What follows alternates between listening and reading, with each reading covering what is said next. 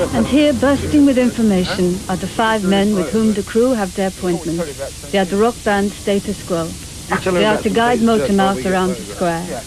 He's going to tell you about... Built in the 16th century by a load of architects who Ivan the Terrible later blinded because he didn't want them to build another one. It's been around for quite a while. We reckon one of the towers is a little bit skew with, however, that's only a minor detail. And didn't they take on the tilt. And they got the donations from all the peasants. Everybody donated a bit to gold, their earrings, anything. There was only 2 kopecks left in the treasury or something. And someone was trying to get it knocked down in the 50s because it was interfering with the march past the military parades. However, somebody tried to blow it up. Yeah. Like a gunpowder plot type thing. He got run over by a tank. And actually, we get mixed up. It was Catherine the Great, was it not? Who had so many thousand dresses. 3,000 dresses, 15,000 pairs of shoes or something. And when she died, there was 2 rubles left in the state treasury. She was taken over by more in the average.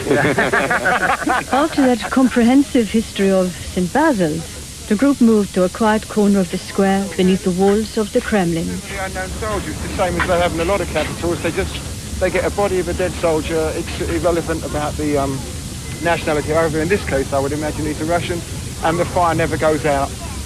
The identity of the soldier is unknown, but it's the tomb of the unknown soldier, and they keep the eternal flame going. And a lot of newlyweds about. The newlyweds get preference. They can go to the front of the queue to Lenin's tomb. See Lenin's tomb. They also walk about all day in their wedding outfit. Yeah. That's right, the whole day. Then they come up the Red Square, go to the top of the queue, instead of queuing for an hour, they go straight to the top of the queue, get blessed by Lenin. Well, what's left of him, and quite a sight, Lenin's tomb, though. They really try to remind you that you're in the presence of somebody great. You know, you're not allowed to go in, you've got to have your hands by your sides, jackets done up. You can't do it. Where you go? Lenin's tomb here. It's the 3rd one they made. 1924 was the first one. Then the second one 2 years later, all made of wood. And then they just build it up as they go. And whenever you see all the military parades on the TV, this is where they're all standing on the top of there, watching it all go past. And those chaps there are real. And every hour they'll change for some others.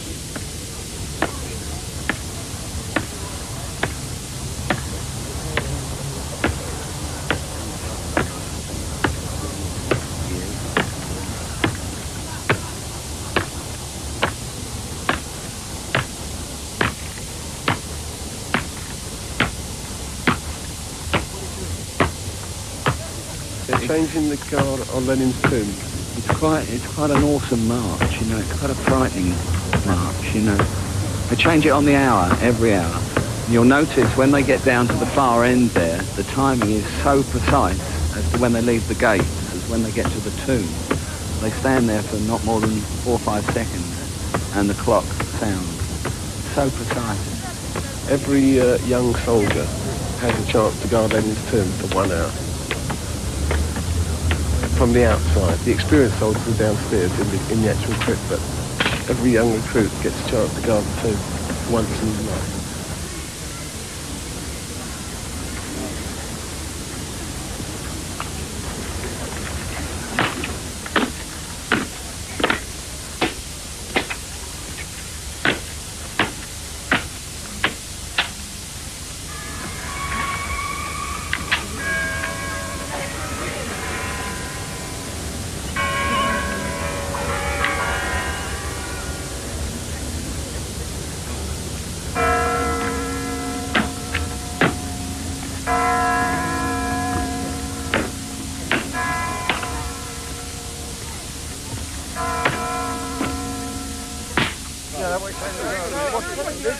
In a well-intended attempt to clarify some of their earlier misinformation, Status Quo conclude the tour where it began, in front of the magnificent cathedral of St. Basil. Maureen was well average, and she still is. Yeah, so what we said earlier was wrong. Yeah. Right? Got it? Wrong. Good. Yeah. And that was the only time it wasn't Elizabeth. In fact, it was Catherine, Elizabeth. No, Catherine the average. Pardon? No.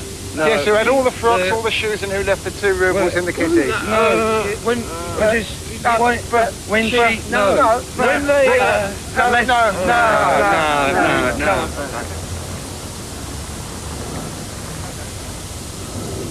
Yeah, that Status Quo have invited them to the special 48th concert in Olympic Stadium.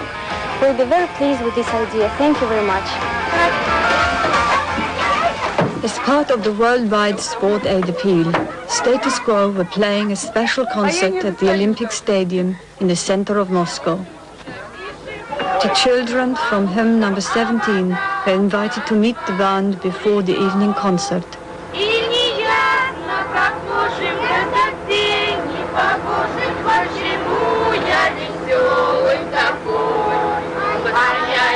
The children took with them traditional gifts of flowers for the members of the group. As they sang their folk song, we wondered if they had heard of rock and roll music, and if not, what they would think when they did hear it.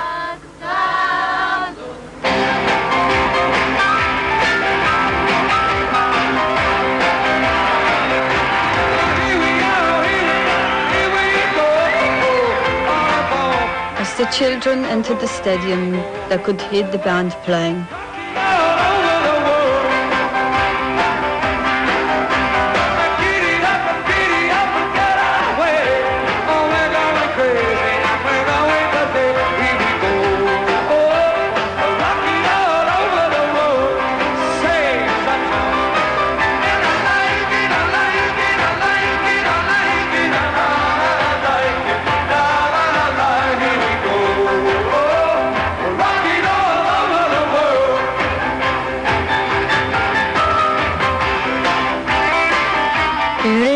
That rock and roll music provokes the same response wherever and to whomever it is played, as the children danced in the empty stadium.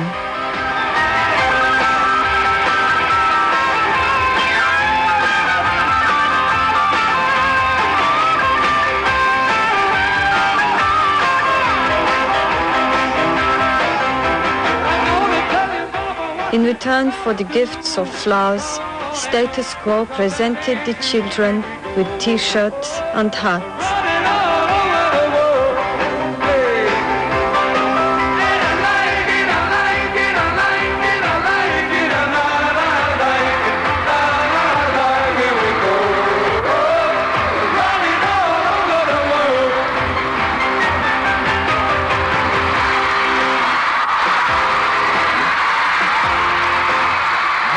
That night, Status Quo played to 17,000 Soviet rock fans as all the children of home number 17 slept in their T-shirts.